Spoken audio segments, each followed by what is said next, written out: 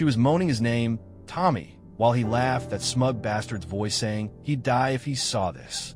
8 years of marriage, and she'd never sounded like that with me. It was just a fragment, a shard stuck in my head.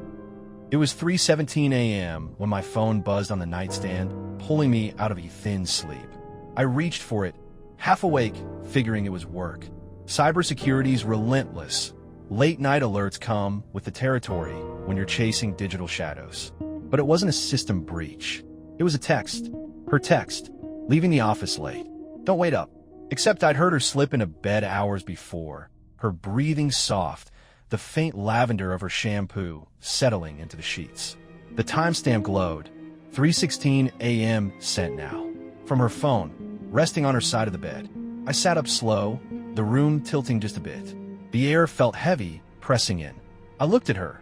Sarah, curled under the comforter, hair fanned across the pillow, calm as ever. My phone hummed again. Another text, same thread. Miss you already. I stared at it, my pulse starting to thud. I grabbed her phone, the lock screen showing us from last summer. Smiling, sunburned, clueless. Passcode was our anniversary. It unlocked without a hitch. The thread wasn't to me. It was him. No last name, no photo, just a trail of messages stretching back months. Can't stop thinking about you. Dinner tomorrow. He'll never know. My hand shook as I scrolled. Photos, too, are in a hotel lobby, laughing, his arm around her waist. Dates lined up with nights I'd been home alone, eating takeout, waiting for her late shift to end. The last one stung. He's clueless. We're safe. Sent 2 days ago. I sat there, her phone in my hand, her breathing steady beside me.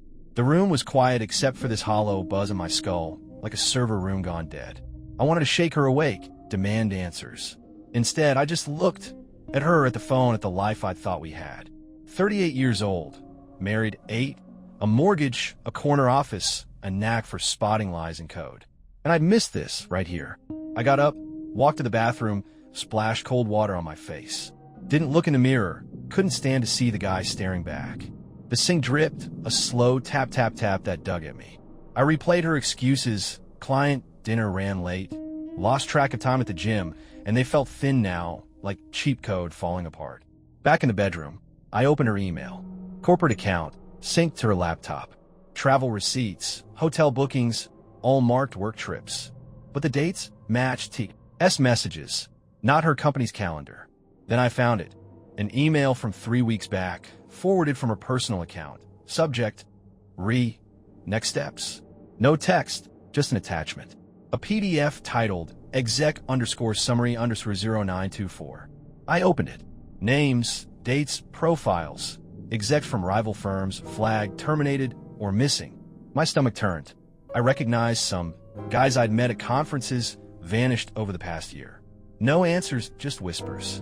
Now they were here, in her inbox, linked to T. I glanced at her again, still sleeping like nothing was wrong. The woman I'd built everything with, smart, sharp, always ahead, wasn't who I thought. I wanted to chalk it up to a mistake, some glitch. But I'm built to see patterns, and this one was loud. Her secret life wasn't just an affair. It was deeper, darker, pulling me in. By 5 a.m., I was in the kitchen, coffee gone cold, her phone open on the counter. I didn't wake her, didn't say a word, just sat there, sunlight creeping through the blinds, cutting the room into sharp lines. My world was breaking, cracked by a text, a timestamp, a name. He was in every memory now, a shadow I couldn't shake. Those missing execs, they weren't random. They tied to her, to him, to me, somehow. I didn't know what came next, but I knew I'd keep digging. I couldn't sleep after that night. The bed felt like a crime scene, her side a cold, empty trench I couldn't cross. I'd lie there, eyes burning, staring at the ceiling while her phone sat on the dresser like a loaded gun. I'd check it again, 3 a.m., 4 a.m., same messages, same lies, same tea, mocking me from the screen. By day 3, I was running on coffee and adrenaline, my hands jittery as I typed commands into my work terminal. I'm supposed to be the best at this, tracking data leaks, spotting patterns in chaos, but I couldn't focus. A junior analyst caught me staring at a blank screen, asked if I was okay. I snapped at him, voice rough, and saw the pity in his eyes before he walked away. Pity, like I was some wounded animal. I started digging deeper. Not just her phone, her life. I pulled our joint credit card statements, logged into the bank app with her password, still our anniversary. Ironic, right? Charges I'd never questioned. $87 at a wine bar downtown, $212 at a boutique hotel, $45 for takeout on nights she'd said she was working late. I cross-referenced dates with T's texts. Perfect overlap. I found a burner app buried in her phone settings. Hidden calls, deleted after use. She'd covered her tracks, but not well enough. I'm a goddamn expert at this. She should have known. Work tanked fast. I missed a deadline on the espionage case I'd been chasing. A mole leaking trade secrets from a Fortune 500 client.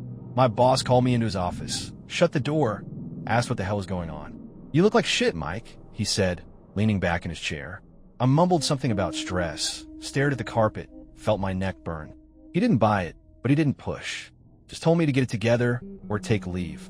I nodded, left, and spent the afternoon in my car, scrolling her social media for clues. A photo from last month, her at a team dinner, smiling, tagged with colleagues. But the reflection in her wine glass showed a man's hand, not in the frame. Broad knuckles, silver watch. Not mine. Every memory turned sour. Our anniversary dinner last year. She'd been distracted, checking her phone under the table. That weekend in the mountains, she'd stepped out for a work call that lasted an hour. I'd chalked it up to her ambition, her VP gig at the tech firm. I've been proud of her. Now I saw T. In every shadow, his voice in every excuse. Was he there when she kissed me goodbye each morning? Did they laugh about me afterward? The questions clawed at me, relentless, like malware chewing through a system. She noticed I was off. "You're quiet lately," she said one night, chopping vegetables for dinner like nothing had changed. Her voice was casual, but her eyes flicked to me, testing. I grunted, kept my gaze on my laptop, open to a dummy spreadsheet, hiding the real tabs. Her email, her PDF, those missing execs. "Just work," I lied. She nodded, smiled, kept chopping. The knife's rhythm was steady, too steady, like she was proving something. "You sure?" She pressed, softer now, gaslighting 101. I wanted to slam the table, shove the evidence in her face. "Look at this, Sarah." Explain it, but I didn't. I just watched her, this woman I didn't know anymore, and felt the anger coil tighter. I stopped talking to people. Friends texted, asking to grab beers. I ignored them. Couldn't face the questions, "How's Sarah?" or the shame of admitting I'd been blind. I'd always been the strong one, the fixer, the guy who held it together. Now I was unraveling, and they'd see it. At home, I'd sit in the dark, replaying her denials in my head. Late shift, client meeting, bullshit. The PDF haunted me. Those names, those disappearances. I searched them online, ex-posts, news archives. Exec from a rival firm, gone last spring. Another, vanished in July. Nobodies, noidists. Just gaps where people used to be. And her connection to it, sitting in that file. Sleep was a joke by week 2. I'd doze off in my office chair, wake up to my own voice muttering her name. Or is it? I started tailing her digital footprint harder. Hacked her work VPN. Easy. Her passwords were predictable. Found emails to an encrypted account. Short and coded. Assets secured. Timeline accelerated. Sent to someone with a burner domain. I traced it, hit a wall. Professional-grade encryption. My hands shook as I typed. This wasn't an affair. This was bigger. And I was in it now, whether I wanted to be or not. I cracked her VPN wide open by week 3, and the floodgates burst.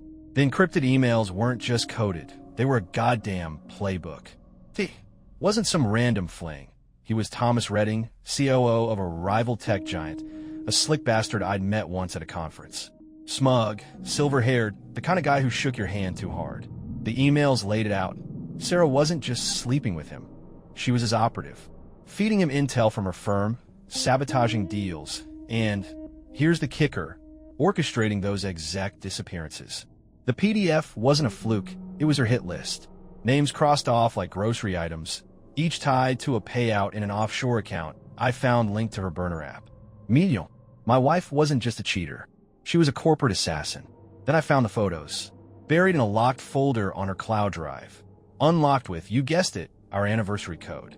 Timestamp from a work trip last month. Sarah in a black lace bra, straddling Redding on a hotel bed, his hands gripping her hips, her head thrown back.